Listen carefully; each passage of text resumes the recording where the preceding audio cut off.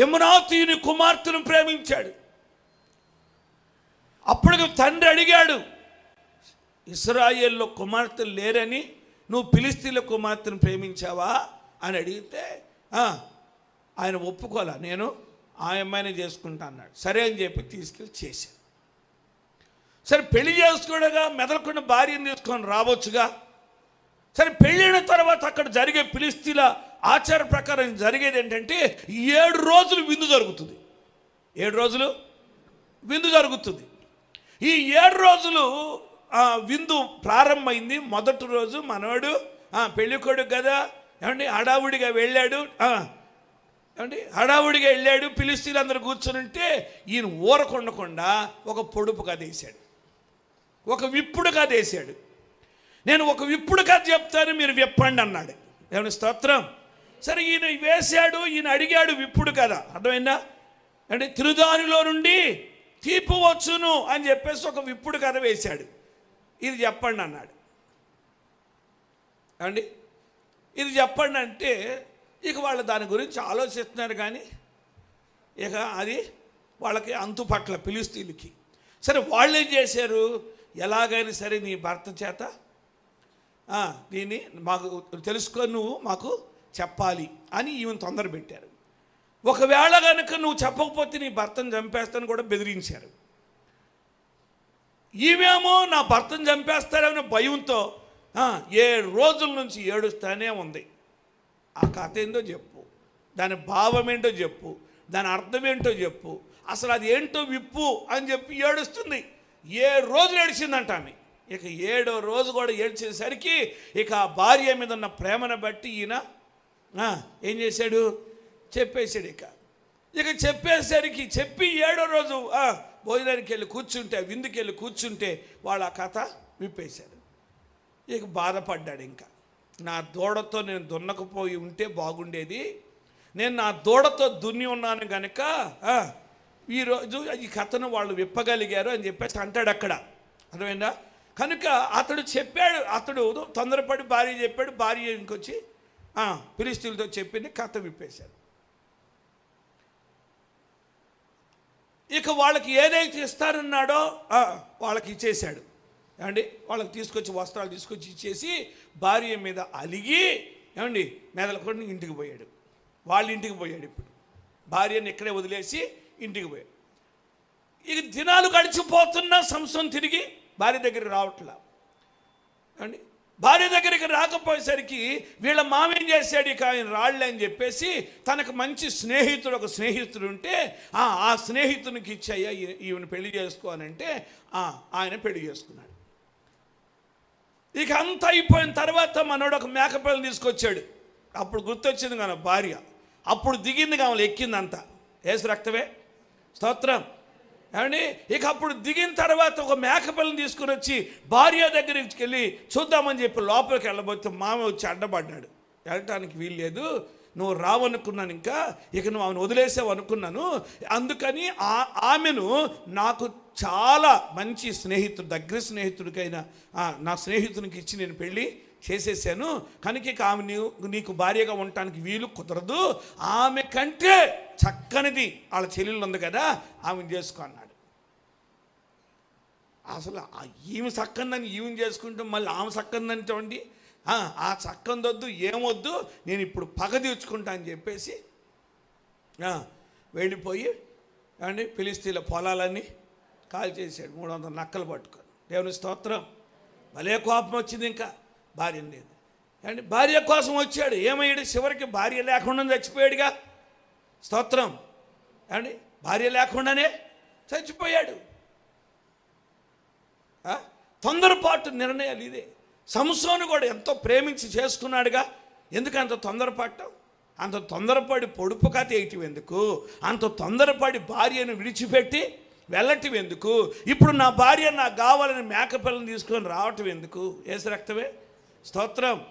అదేనా ఇలా కొంతమంది ఇలా చేస్తూ ఉంటారు. కొంతమంది భర్తలు తొందరపాటు నిర్ణయాలు తీసుకుంటారు. భార్యలు కూడా అంతే, కొంతమంది నీతో చేసేది పో అని పోతారు. ఇక ఆ పని మూటమ్మలు సర్దుకొని బ్యాగ్ తీసుకుని వెళ్తారు. ఏసు రక్తమే. ఏమండి అసలు ఇప్పుడు ఈ పంచాయతీలు ఎక్కువైపోయినాయి. అసలు తొందరపాటు నిర్ణయాలు. ఇప్పుడు అహష్వేరోషు కూడా తొందరపాటు నిర్ణయం తీసుకున్నాడు. ఆ తొందరపాటు నిర్ణయాలు తీసుకోవద్దు. ఏదైనా ఒక సమస్య వచ్చిందనుకోండి, ఆ సమస్యను పరిష్కరించుకోవాలి.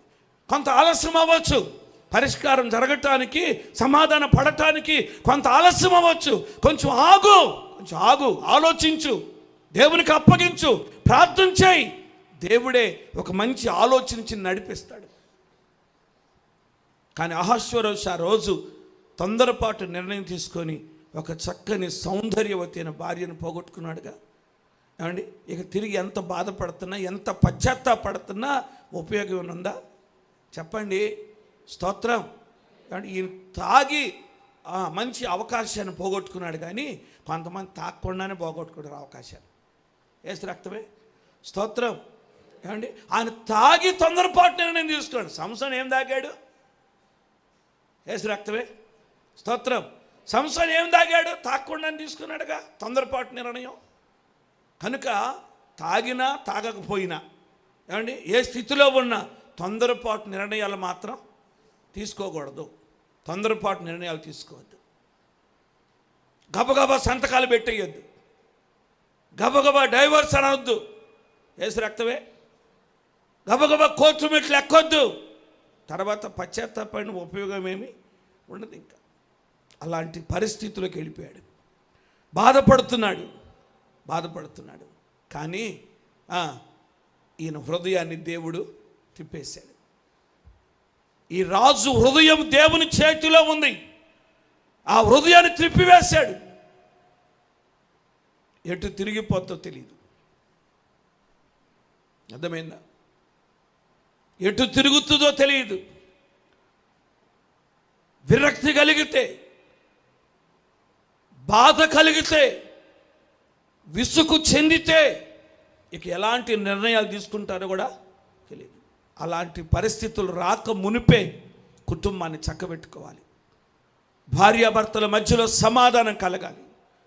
భార్యాభర్తలు అన్న తర్వాత కొన్ని సమస్యలు ఎదురవుతూనే ఉంటాయి, కొన్ని ప్రతికూల పరిస్థితులు ఎదురవుతూనే ఉంటాయి. అదేంటా, ఆయన రాజు కాబట్టి తీసుకుని నేను ఎందుకు తీసుకుంటా అనుకుంటామేమో. అసలు ఆయనకన్నా ఎక్కువ తీసుకునేది మనమే. యేసు రక్తమే. స్తోత్రం. ఏమండి, ఇలాగో ఎంతగానో వ్యతిరేకమైనటువంటి ఆలోచనలు చేసి కుటుంబాలను నాశనం చేసుకుంటున్నారు, కుటుంబాలను పతనం చేసుకుంటున్నారు. జాగ్రత్త. దేవుని వాక్యాన్ని గ్రహించు, దేవుని వాక్యానికి లోబడు. ఇప్పుడు పశ్చాత్తాపడిన ఉపయోగం ఉందా? ఇప్పుడు పశ్చాత్తాపడిన ఆ భార్య తిరిగి వస్తుందా? రాజు సముఖమున ఆమె కనబడకూడదు అని ఏం చేశాడు? ముద్ర వేశాడు. ఆయన సంతకం చేశాడు అక్కడ. ఇక సంతకం చేసిన తర్వాత నాకు వద్దన్న తర్వాత ఇంకా కుదురుతుంది, ఇంకా కనుక సమస్యలు జీవితాల్లో ఎన్నో ఎదురవుతాయి, ఎన్నో ప్రతికూల పరిస్థితులు ఎదురవుతాయి. కానీ కొంచెం ఓపిక పట్టు, కొంచెం ఆలోచన చేయి. ఆ కోపం తగ్గిన తర్వాత, ఆ ఆగ్రహం తగ్గిన తర్వాత, ఆ బాధ తీరిపోయిన తర్వాత అప్పుడు అర్థమవుతుంది, మరలా నా భార్య నాకు కావాలి, లేక నా భర్త నాకు కావాలి అనేటువంటి ఆలోచన వస్తుంది. ఎందుకంటే అది వైవాహికమైన ప్రేమ, అది వైవాహిక ప్రేమ, అది వివాహ బంధం. అదేనా? అందుకే వైవాహిక ప్రేమను జ్ఞాపకం చేసుకో అంటాడు. అదేనా? వైవాహిక ప్రేమను జ్ఞాపకం చేసుకో అని చెప్పేసి అంటాడు. నీ మొదటి ఆ ప్రేమ ఏమైపోయింది? ఆ వైవాహిక ప్రేమను జ్ఞాపకం చేసుకుంటాడు. మొదటి ఉండిన నీకు నీ యొక్క వైవాహిక ప్రేమను చూపించిన కనుక ఆ ప్రేమ, ఆ మొదటి ప్రేమ జ్ఞాపకం రావాలి. జీవితంలో, కుటుంబ వ్యవస్థలో, భార్యాభర్తల మధ్యలో ఎన్ని సమస్యలు వచ్చినా, ఎన్ని ప్రతికూల పరిస్థితులు ఎదురైనా అండి, అప్పుడు కోపపడినా లేక అప్పుడు బాధపడినా తర్వాత మీకు జ్ఞాపకం రావాల్సింది ఏంటి? ఏం జ్ఞాపకం రావాలి? వైవాహిక ప్రేమ జ్ఞాపకం రావాలి. ఆ బంధం జ్ఞాపకం రావాలి. ఇక అది జ్ఞాపకం వచ్చిందంటే చాలు, అన్నీ చక్కబడతాయి, అన్నీ సరైపోతాయి. దేవుడు మరలా మార్చేస్తాడు, స్థిరపరుస్తాడు, ఇక బలపరుస్తాడు, గొప్ప కార్యం చేస్తాడు దేవుడు. కనుక తొందరపాటు నిర్ణయాలు తీసుకోవద్దు. అహష్వేరోషు తొందరపాటు నిర్ణయం తీసుకొని సౌందర్యవతి అయిన వస్తీని తన భార్యను పోగొట్టుకున్నాడు, కోల్పోయాడు. సంసోను తొందరపాటు నిర్ణయం తీసుకొని తాను ప్రేమించి చేసుకున్న భార్యను పోగొట్టుకున్నాడు. అని అర్థమవుతుందా? ఇలాగ చాలామంది కోల్పోతున్నారు. ప్రేమించి చేసుకున్న వాళ్ళు కూడా, ప్రేమించి పెళ్లి చేసుకున్న వాళ్ళ కుటుంబాల్లో కూడా ఇలాంటి పరిస్థితులు విచ్ఛిన్నమైపోతున్నాయి, కుటుంబాలు పతనమైపోతున్నాయి. జాగ్రత్త, తొందరపాటు నిర్ణయాలు తీసుకోవద్దు, తొందరపాటు నిర్ణయాలు తీసుకోవద్దు. కనుక దేవుని వాక్యాన్ని బట్టి ఇప్పుడు ఆ అహష్వేరోషు వస్తీ యొక్క జీవిత విధానం, వారి యొక్క ఎడబాటు, వారు విడిపోవటం అనేది మనకొక పాఠంగా ఉంది. జాగ్రత్త. కనుక తొందరపాటు నిర్ణయాలు తీసుకొని విడిపోవద్దు, తొందరపాటు నిర్ణయాలు తీసుకొని తొలగిపోవద్దు. కొంచెం ఓపిక పట్టండి, కొంచెం ఓర్చుకోండి, కొంచెం సహించండి. వైవాహిక ప్రేమను జ్ఞాపకం చేసుకోండి, ఆ బంధాన్ని జ్ఞాపకం చేసుకోండి. మరలా దేవుడు కుటుంబాన్ని కడతాడు, మరలా దేవుడు కుటుంబాన్ని నిలబెడతాడు, మరలా దేవుడు ఆ కుటుంబాన్ని బాగు చేస్తాడు. ఎక్కడ కుటుంబం పతనమైపోయిందో అక్కడే దేవుడు మరలా కుటుంబాన్ని నిలబెడతాడు. ఆ కార్యం చేస్తాడు దేవుడు, ఆ గొప్ప కార్యం చేస్తాడు. అందుకే అలాంటి ఆలోచనకు వీళ్ళు రాలేదు కనుక తొందరపడి నిర్ణయం తీసుకొని శాసనం చేసి సంతకాలు చేసి ముద్రలు వేశారు కనుక అందుకే ఆ బాధ ఎలా ఉంటుందో దానికి అర్థం అవ్వాలని దేవుడు తన హృదయాన్ని త్రిప్పేశాడు. కనుక దేవుని వాక్యాన్ని బట్టి గ్రహించాలి.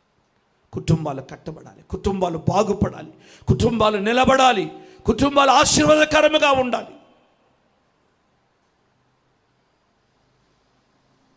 ఎన్నో ప్రతికూలమైన పరిస్థితులు ఎదురవుతున్నా సరే సరిచేసుకొని చక్కబెట్టుకొని నిలబడితే దేవుడు నిన్ను ఆశీర్వదిస్తాడు, నీ కుటుంబాన్ని ఆశీర్వదిస్తాడు. ఏమండి, తప్పిపోయిన వారు, తొలగిపోయిన వారు ఎంత వేదన పడుతున్నారు చూడండి. మనం చూస్తూ ఉండగా ఎంతోమంది ఏమండి ఇప్పుడు పశ్చాత్తాపడతారు. నేను అనవసరంగా విడిచిపెట్టి వచ్చాను, లేక నేను అనవసరంగా వదిలిపెట్టేశాను, లేక అనవసరంగా నేను పోగొట్టుకున్నాను, వెళ్ళగొట్టేశాను అని చెప్పి పశ్చాత్తాపడుతున్నారు. ఎంతో వేదన. ఇక ఆ వేదన ఎవరికి చెప్పుకున్నా తీరదు. ఇంకది ఎవరికి చెప్పినా వేదన తీరదు, ఆ బాధ ఎవరికి చెప్పినా తీరదు. అంత అయిపోయింది, ఇంకెవరికి చెప్పుకున్నా తీరదు. ఇప్పుడు ఆలోచన చేస్తారు, నేను రాకుండా ఉంటే బాగుండేది, నేను వెళ్ళగొట్టకుండా ఉంటే బాగుండేది అని ఆలోచన చేస్తారు.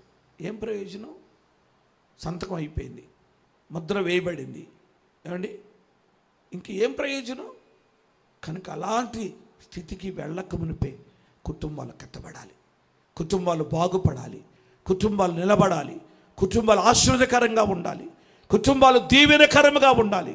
తొందరపాటు నిర్ణయాలు భార్యాభర్తల మధ్యలోండి దేవుడు తొలగించునుగాక. గొప్ప సమాధానం కుటుంబాలకు దేవుడు కలుగు చేయనుగాక. దేవుని చేత ఏ కుటుంబము అని అనబడుతుందో ఆ కుటుంబమును దేవుడు ఆశీర్వదిస్తాడు, ఆ కుటుంబాన్ని దేవుడు దీవిస్తాడు. ఇదిగో నీవు ధన్యుడవు, నీ లోగిట నీ భార్య ఫలించు ద్రాక్షవల్లి వలె ఉండును, నీ పిల్లలు నీ భోజనపు బల్ల చుట్టూ ఒలీవ మొక్కల వలె ఉంటారు.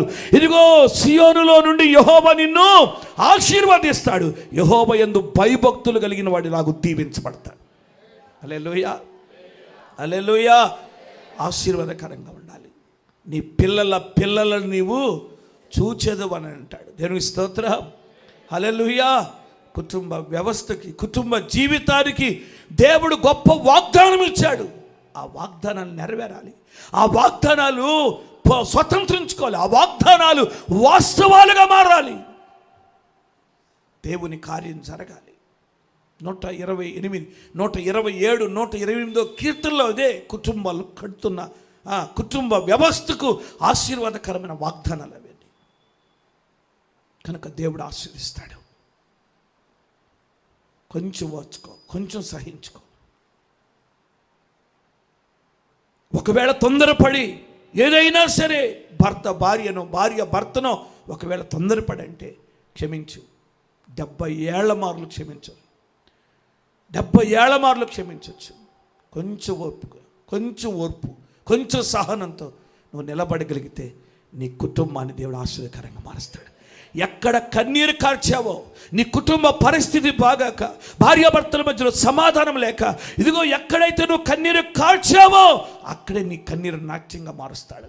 ఎక్కడ తల దించుకున్నావో అక్కడే నీ తల పైకెత్తుతాడు దేవుడు. దేవుడు ఎలా విడిచిపెడతాడు నిన్ను? ఎన్ని ప్రతికూల పరిస్థితులు వచ్చినా నీ వైవాహిక ప్రేమను జ్ఞాపకం చేసుకో చాలు. స్తోత్రం. నీకు ఆశీర్వాదకరంగా ఉంటుంది, నీకు దీవెనకరంగా ఉంటుంది. కనుక ఎవరైనా సరే, మీరైనా మీ పిల్లలైనా సరే, రాబో తరమైనా సరే, దేవుని వాక్యాన్ని బట్టి అలాగ కుటుంబాలు కట్టుకోవాలి. పాడు చేసుకోవద్దు. అహశ్వరోషు పాడు చేసుకున్నట్టుగా, సంసోను పాడు చేసుకున్నట్టుగా పాడు చేసుకోవద్దు. యెహోవా చేత కుటుంబం అని పిలవబడాలి. యెహోవా చేత కుటుంబం అని పిలవబడాలి. అందుకే దావీదు అంటాడు, అయ్యా నేను నా ఇంటివారు, నేను నా కుటుంబం నిత్యము నీ సన్నిధిలో ఉండాలి. ఆశీర్వాదం పొందినట్లుగా నేను నా కుటుంబం నీ సన్నిధిలో ఉండాలయ్యా. అట్టి కృప దయచేయి ప్రభువా అని ప్రార్థన చేస్తాడు. కనుక దేవుని సన్నిధిలో నీవు నీ కుటుంబం కనబడాలి, ఆశీర్వాదకరంగా ఉండాలి. ప్రార్థన చేద్దాం. అందరు తలలు వంచండి, కళ్ళు మూసుకునండి. అందరు తలలు వంచి కళ్ళు మూసుకొని ఒక్క నిమిషం పాటు చెప్పబడిన వాక్యాన్ని బట్టి ప్రార్థన చేద్దాం. ఒక చిన్న ప్రార్థన చేయండి. ఎవరికి వారే ఒక చిన్న ప్రార్థన చేయండి. నీ కుటుంబ వ్యవస్థ ఎలా ఉంది? నీ కుటుంబ జీవితం ఎలా ఉంది? నీ వైవాహిక జీవితం ఎలా ఉంది? ఒక్కసారి పరిశీలన చేయి. ఒకవేళ నీ పిల్లల పరిస్థితి ఎలా ఉంది? నీ పిల్లల వైవాహిక జీవితం లేక వారి కాపురాలు ఎలా ఉన్నాయి?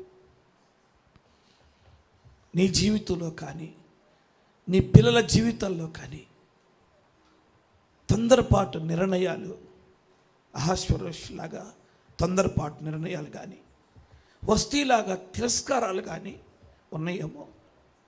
వస్తీలాగా తిరస్కరించే స్థితిలో ఉన్నావేమో. అహశ్వరోషులాగా తొందరపాటు నిర్ణయం తీసుకొని సంతకం పెట్టే స్థితిలో ఉన్నావేమో.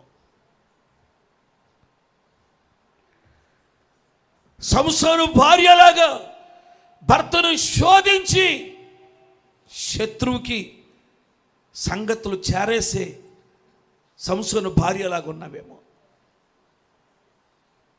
ఏ సంగతి అయినా భార్యాభర్తల మధ్యలోనే ఉండాలి.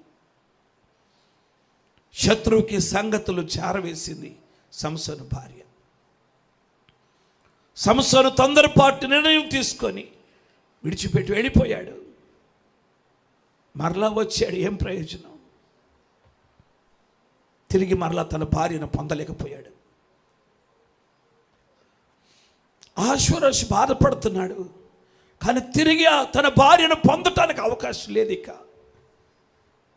పొగట్టుకున్న తర్వాత, కోల్పోయిన తర్వాత, సంతకాలు పెట్టడం అయిపోయిన తర్వాత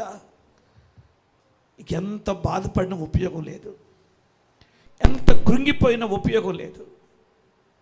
దేవుడు నీ పట్ల గొప్ప కార్యం చేస్తున్నాడు. నువ్వు ఆశీర్వాదకరంగా ఉండాలని, నువ్వు ఫలించాలని, నువ్వు ద్రాక్షావళి వలె ఉండాలని, మీ పిల్లలు భోజనపు బల్ల చుట్టూ ఉండాలని, నీవు ధన్యుడుగా ఉండాలని, యెహోవా చేత నువ్వు ఆశీర్వదింపబడిన వారుగా ఉండాలని, నీ పిల్లలను చూచేటట్లుగా ఉండాలని దేవుడిని ఆశీర్వదించాడు. ఇది దేవుని వాగ్దానం. వాగ్దానం పొందాలి, వాగ్దానాన్ని స్వతంత్రించుకోవాలి. వాగ్దానం నీ జీవితంలో, నీ కుటుంబంలో వాస్తవముగా మార్చబడాలి. కోపం తగ్గింది, ఆగ్రహం తగ్గింది, చల్లారిందండి కోపం. ఇప్పుడు ఆలోచిస్తున్నాడు. తాను తీసుకున్న తొందరపాటు నిర్ణయాన్ని గురించి ఆలోచిస్తున్నాడు. ఏంటండి ప్రయోజనం? ఏంటి ప్రయోజనం? నీ కుటుంబాన్ని పాడు చేసుకున్న తర్వాత ఆలోచించిన ప్రయోజనం లేదు. నీ గృహస్థ జీవితాన్ని పాడు చేస్తున్న తర్వాత ఆలోచించిన ప్రయోజనం లేదు. ఇప్పుడే నీ కుటుంబాన్ని కట్టుకో. ఇప్పుడే నీ భర్తను క్షమించు. ఇప్పుడే నీ భార్యను క్షమించు. సమాధాన పడండి.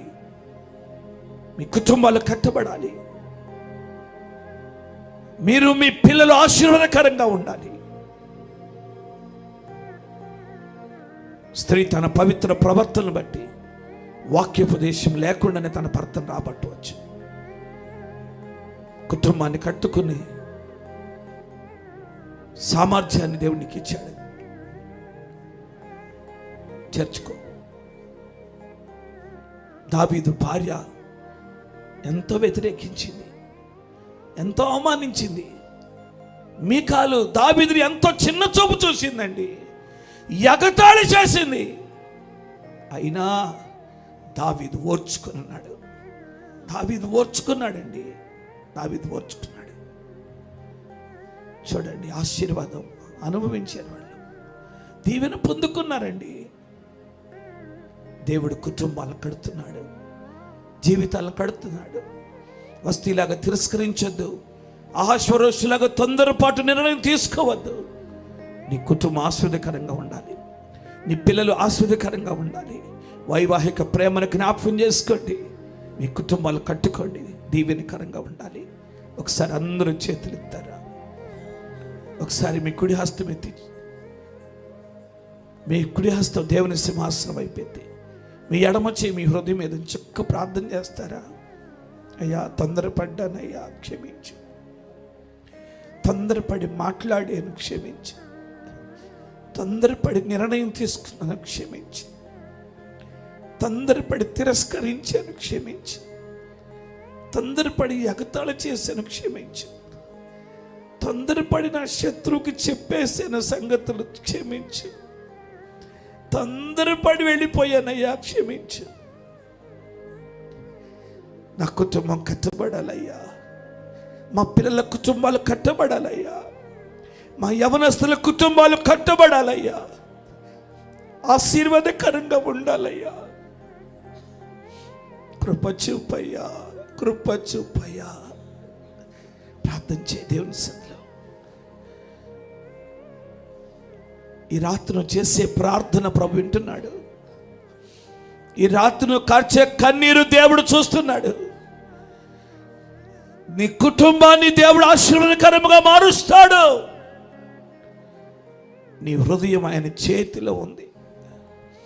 నీటి కాలువది తిప్పుతాడు హృదయాలు. భర్త హృదయం భార్యతో, భార్య హృదయం భర్తతో హత్తుకునేటట్టుగా చేస్తాడు, పెనవేసుకునేటట్టుగా చేస్తాడు, సమాధానం ఇస్తాడు దేవుడు, ఆశీర్వాదకరంగా మారుస్తాడు. ప్రార్థన చేయి. నీ కుటుంబం దీవెనకరంగా ఉండాలి. తొందరపాటు నిర్ణయాలు వద్దు, తిరస్కారాలొద్దు. ఓర్చుకుందాం. ఆశీర్వాదకరంగా మారు, దీవెనకరంగా మారు. దేవుడు గొప్ప కార్యాల పట్ల చేస్తాడు.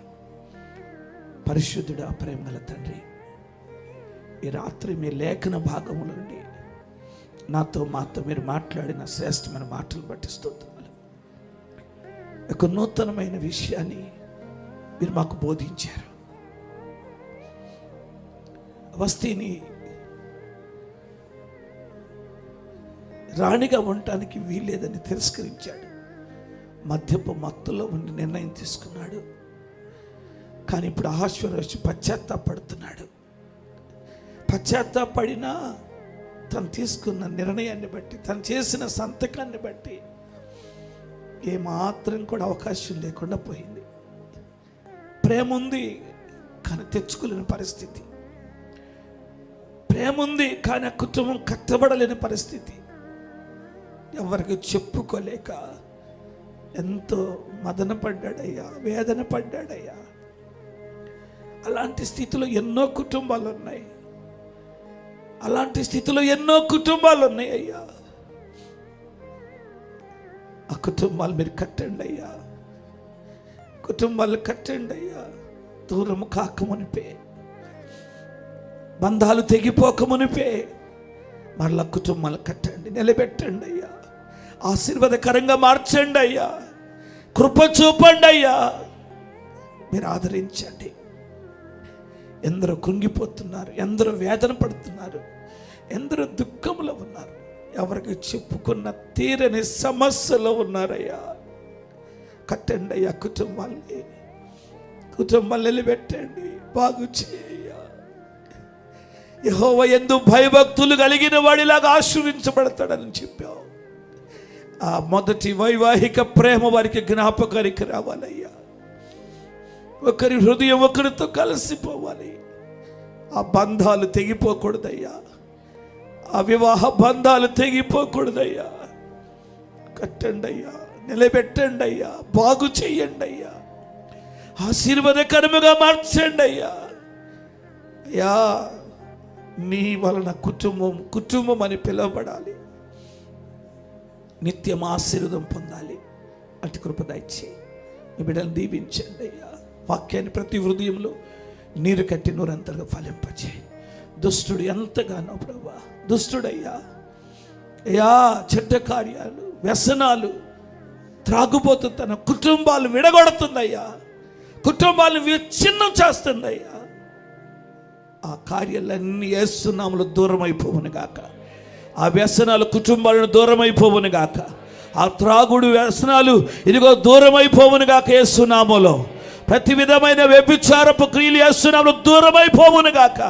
ప్రతి విధమైన పాపము కుటుంబములో దూరం అయిపోవును గాక. కుటుంబాలు కట్టబడాలయ్యా. యేసయ్యా, మీరు గొప్ప కార్యం చేయి.